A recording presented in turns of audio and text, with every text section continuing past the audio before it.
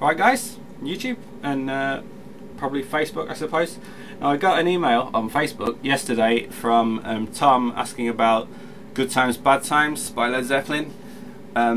Now he's specifically asking about the fast runs in it, which if you've ever tried to play that, it is very difficult to copy, as a lot of Jimmy Page things are, to get identical to a record.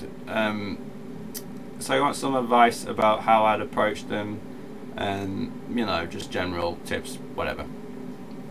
Now the thing to think about when you're playing something like that is Jimmy Page would never play the same thing twice, okay? If you ever heard the live recordings, you know what I'm talking about. I'm sure the outtakes from the same day were very different to each other. So why should we copy them note for note? Because it's not going to have the same impact. It's going to get stale. It's not going to sound like Jimmy. It's going to be difficult. It's going to be time consuming. So my approach when dealing with something like that would just be to get it close, but don't worry too much about mistakes and things like that. For instance, Good Times Bad Times is kind of in the same vein as you know, Communication Breakdown or whatever, and you watch the live recordings, he's kind of close to it, but there's no way it's note for note each time he plays it. It kind of bears a resemblance, but that's all, okay? So if I was going to play it, I'd sort of go something like this. Forgive me because I'm not warmed up.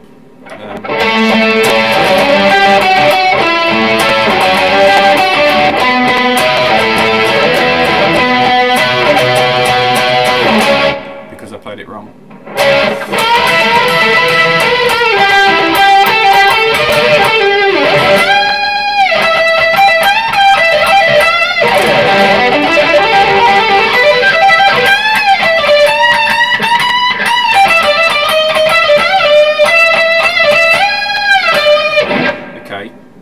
So when I play it's kind of reminiscent of what Jimmy plays on the record, but it is not the same, especially the fast run. Now this is why I think learning your scales instead of just copying tabs is important, because when it comes to something like that, you know which notes you can fall back on when you screw a bit up, or you know, some part just generally goes wrong, or you forget a piece or something like that. You know where your notes are. And the good thing about Good Times Bad Times is that it's all in your E minor pentatonic. There's hardly even any blue notes in there or flat whatevers. It's just all your straight up 5 notes from your pentatonic that everybody should know and learns first, so you should be comfortable with it, okay? Now the first fast riff in that solo goes upwards, okay? Starts from your B on the A string, so it just goes up your pentatonic box until you finish on the bend of the 15 on the E string. Okay, now the only real advice that I can say about this is that you double back. You don't want to sort of go to the A string, then the D string, then the G string.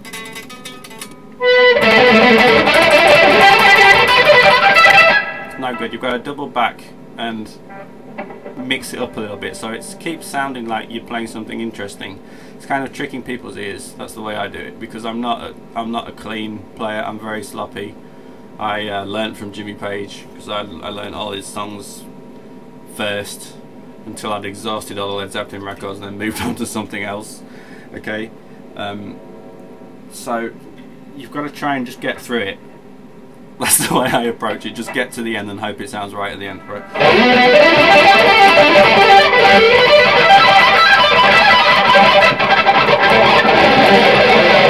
And not like that, you see. That's why I screw up.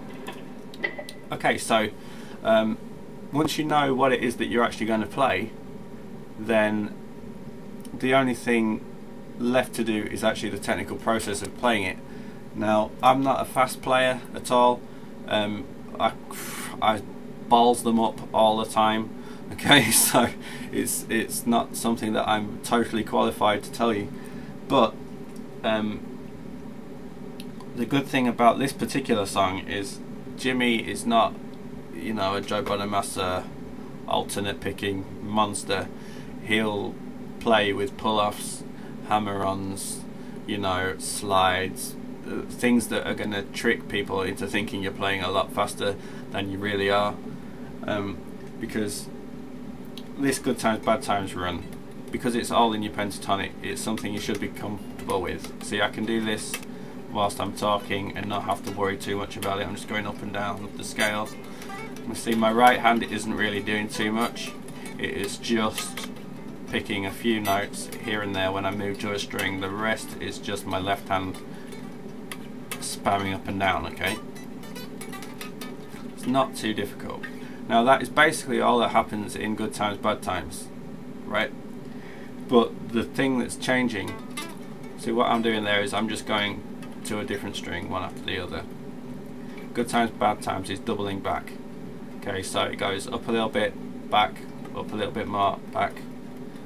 So it kind of lasts longer, but you get to the end. You get to the end eventually.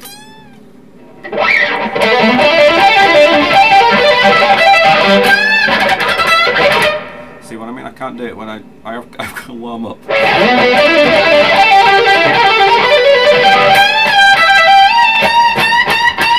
The good thing about it also is you've got a bend at the end which will distract people.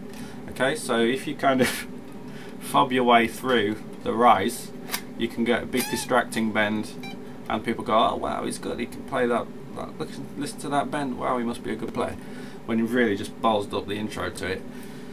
It's a secret of my videos, unfortunately, so don't go back and watch them because I do that all the time. The second run goes down, which is much more comfortable for your hands, so it's like